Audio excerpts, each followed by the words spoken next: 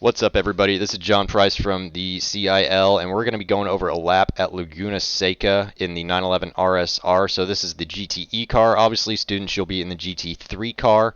Slight differences at this course. The time differential isn't nearly as big as it was at COTA. Obviously, it's a much shorter lap here at Laguna Seca, but the GTE cars are at the disadvantage of not having ABS, which is fairly crucial at a track like this where there's no real runoff zones like you have at COTA. So we'll watch one lap in full, and then we'll go back over it later. So this lap was a 119.1. I think track temp was relatively cool. Yeah, 92 degrees. So probably arguably an 18.8 or an 18.7 was out there for this, but this was just one lap. About 12 gallons in the car, so not qualifying representative, but not starting race pace representative either, somewhere in the middle. So this is a nice middle ground. So we'll watch one lap in full, and then we'll go over it.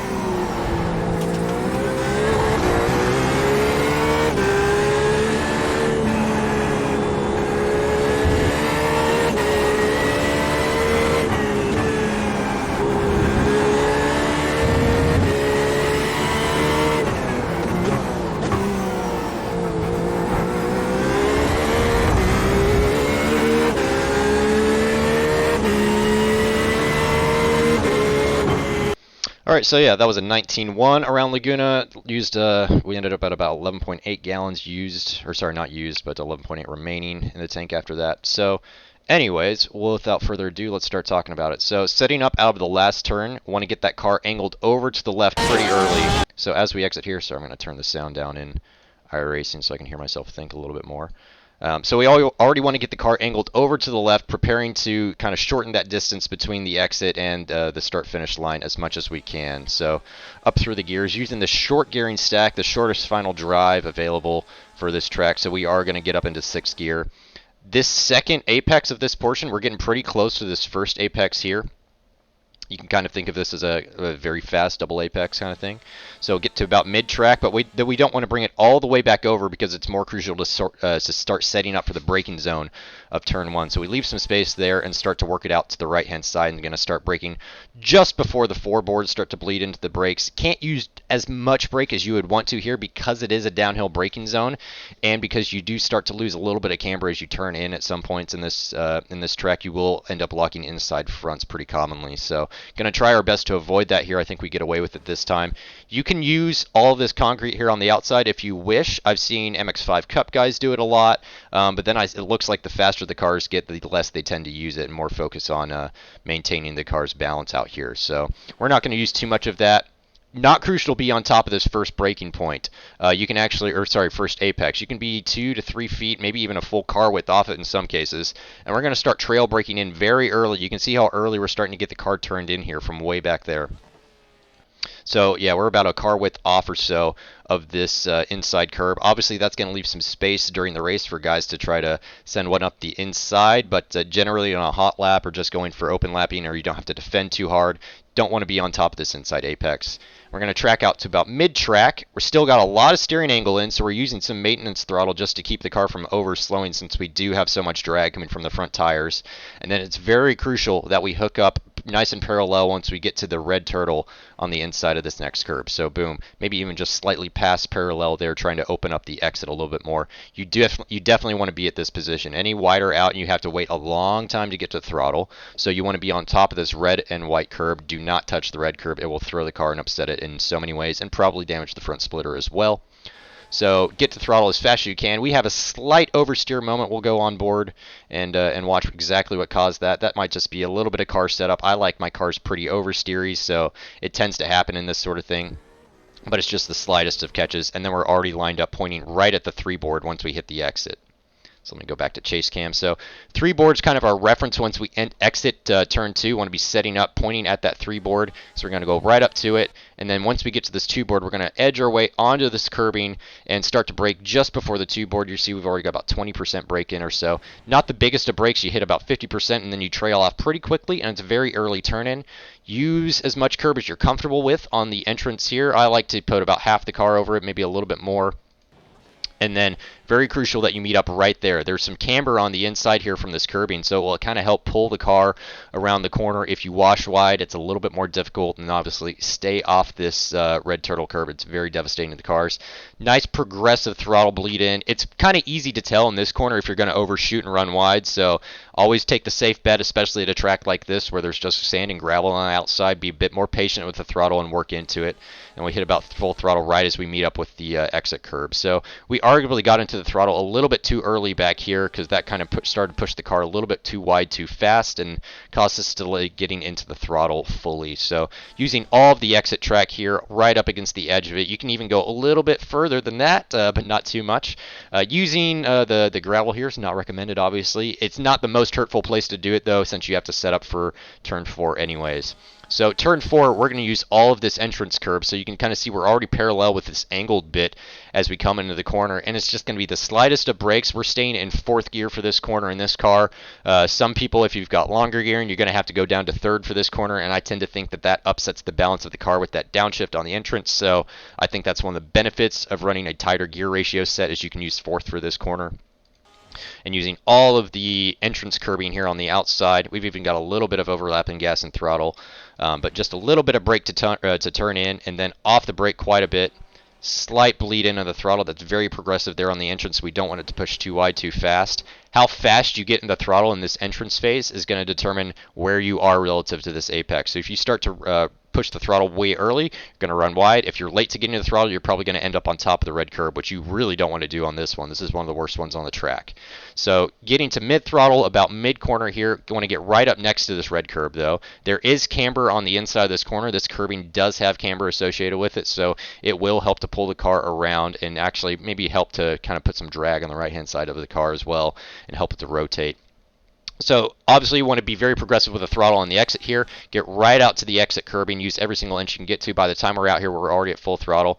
At full throttle, we're getting right to it there. So I start to get into the throttle a little bit too aggressively once we get to this point. So I have a slight checkout right when we get to the apex. So maybe a little bit more of the delay of the throttle would help straighten up the exit a little bit more. But overall, not too bad. And we're going to go ahead and start bringing the car gently over to the right-hand side of the circuit.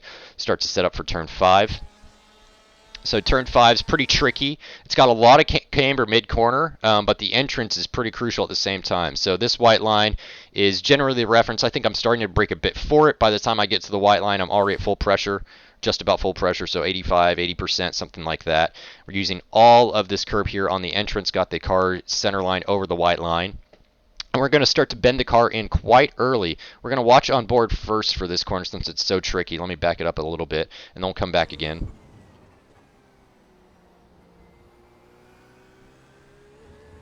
So a lot happened right there, so let me bring it back a little bit and find the correct camera view for it.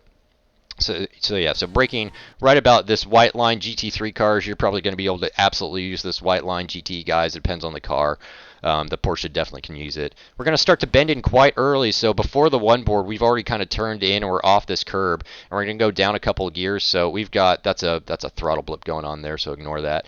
You're going to bleed out the brakes pretty fast here too, so we're off brake, off throttle here, just coasting into the corner, trying to be parallel with this kind of center section of the curb here, right where the red turtle meets up with the curb, and then we're going to get into a little bit of maintenance throttle. You can actually take a lot of curb here. So obviously you want to stay off that, but if you take a kind of a wide line into this, you can even start to get the left-hand side tires kind of halfway on this edge here as you get into it, and that's going to open up the exit pretty well. We don't quite achieve that here, but it's a nice progressive throttle slope getting back into it, and then you're going to want to use all of this curb here, but you got to be careful. because it does slope away from the track. So if you overshoot this, you'll probably end up way out here. So being on top of this curb isn't the most crucial thing. I took a little bit too much curb here, kicking up a little bit of dirt. So setting up for arguably the most tricky corner and one of the easiest places to lose time on the circuit. I think it's turn 6. So we're going to start to set up and brake just before the 2 board. It's a fair amount of brake actually, and I have this car going from 5th gear down to 4th gear in here, and it's a bit earlier turn in. So we'll look to see where the turn in happens. Right about this white line is when we start to turn in, or from when we crest. So if we go onto the cockpit view, Jesus, having a hard time talking this morning. So you can see the crest of the corner right here is right where we're about to going to start turning in. It's a pretty sharp turn in actually, because we want to be right on top of this apex here, not on top of the turtle. I'm sure you guys have found out already in your practice that this turtle will send you off into this tire wall right here, or spin the car and you'll come back across the track and hit the inside wall as well as an option. So there's plenty of camber here to be used, and you want to be at full throttle basically when you get to this this inside apex here. So if we watch it back again, off the brake, coasting in, on the gas well before we ever get to it, kind of starting to bleed in pretty quickly. Then boom, there's a lot of camber there, a little bit of compression as you get into the apex of the corner, so you can go straight to full throttle and use all of that exit curb and keep on going up towards the corkscrew. So before we get there, I'm going to set up kind of aiming the car over at the left-hand side, and then we're going to kink it back over to the right just before we get up there to sort of straight line the brakes on this one. So going to brake relatively early for corkscrew. That seems the deeper that you press this braking zone, the slower you have to take what's really considered obviously a chicane. It's kind of a quick left-right, but with a lot of elevation change, and you want to be able to maximize your minimum speed through there. So we're going to brake fairly early and try to focus on having a lot of apex speed at that first apex. We're going to have a slight lock up there. If you get on top of this curb on the GT3 cars, you're probably safe because you've got ABS. GTE cars tend to get upset by this inside curbing here and start to lock up brakes and do all sorts of weird stuff. So I don't really recommend it. I tend to stay on the inside, and you can start to see that we're already going to start pointing the car over pretty early and taking a very tight entrance, but carry a decent amount of minimum apex speed. So we're already pointing off to it. Some guys try to stay out a little bit wider and turn in later, but it's pretty tricky when you've got on about 50% brake and a pretty good amount of deceleration going on. Then you're going to get right on top of this curb. You can take some gravel in here, and I tend to on most of my laps. And then as we're coming down the hill, we've already got about 6% throttle in, aiming to meet up with this corner right here. Already got a lot of right-hand steering lock because the car hasn't quite settled yet, so that's going to really come into play once we hit this compression right here. And so boom, compression hits, car starts to turn quite a bit. You can take a little bit of gravel here on the inside, not too much, but we're going to be up into second gear pretty fast if we're not already. Boom, second gear right as we cross that apex. And then going to track out no more than really sort of mid-track here. If you end up over here, it takes too long to get back over there and set up, and that's too much rate transfer going on. So don't track out any wider than really mid-track and start to set up. You don't have to come out all the way. You can leave about a car width here. Some people in the MX-5s like to sort of set up mid-track for this for some reason, but I think with the downforce these cars have, it's a little bit easier to use this wider line, and it's just going to be a bit of a breathe on the throttle, and I think a little bit of brake too, maybe just a breathe on the throttle. I was thinking of another corner. So yeah, going to slowly come out of the throttle. We're coming out of the throttle relatively early here too. It's definitely better to do that early rather than late. Late means that you probably realized it too late anyways. Better to plan for it. And then you can sort of progressively get back into that throttle and get to full throttle right as you get past the apex curb. As with all the other ones, don't want to hit the red curb there, but you do want to take advantage of the camber that this piece provides you. There is some compression here too. Be very wary of using too much of this curb. It's kind of deceptive since you've got this kind of concrete portion out here and then this portion here. If you go past this and get a corner or get a tire in between these two, it will tend to spin the car. It's not very grippy out here. So don't try to use too much of this curb. You can get away with a little bit. I obviously left a little bit on the table here, not going near that curb. And then we're going to start setting up all ready for this next corner. Point the car over to the left-hand side, aim for that 2 board there. And then you can take some curb here. I start to crank it back in a little bit early, but we're going to brake pretty early too, so we're not even at the 2 board and we're already braking. That's going to be a downshift happening. I think it's a single downshift, 4th to 3rd for this corner. And we're going to have a pretty early entrance here too, so start to bend the car in nice and early and take advantage of all this camber here. We're going to be off the brakes pretty early, get the car pretty stable right as we enter the corner, and then already getting back into the throttle before we meet up with the apex and take advantage of all of the curb on the exit there. And then final corner on the track, very crucial to get this one right as it sets up, obviously, the next lap as well as the exit speed coming out of the last turn. So I brake slightly before the 2 board here. So we're at full by the time we get to the 2 board. You'll notice that I've kind of got the car off of this outside curb here. I think it tends to upset the car, at least the way I've got the RSR set up. It's not very helpful, so I prefer to have the stability of being able to just do some straight line braking sort of between the 1 and 2 board off of this curb here. Going to start to bend in after the 1 board. It's very easy to bend this turn in a little bit early. We get on top of the red curb here. You can get away with this, and it doesn't really upset the car that much. I've seen MX5 Cup guys get the car all the way on the inside here, but I think that was on a different build of iRacing before you got off-track penalties for doing that and corner cutting ones. So you can take a little bit of this red curb here. Other guys might like to just kind of have the car stable because it does upset a little bit there on the exit, and we have a little bit of traction control going on as we're trying to get into full throttle. But you can get into full throttle really quick and then just use all of the curb here. You don't get an off track until you dip a wheel on the outside here. So I even left maybe a foot and a half or so on the outside when we were coming on the exit of this corner. So a little bit of time left there, but not too much overall, and obviously get into full as fast as you can. Traction control is going to be helpful here. You can actually lean out in this corner a little bit, and then obviously getting the car pointed over at the start-finish line as well. So that is a lap at Laguna. Pretty tricky track to get right every single time, so definitely one that you want to build up to it, whereas COTA, you were kind of able to attack that track a lot more and get away with a bit more off tracks, and this one's not the case.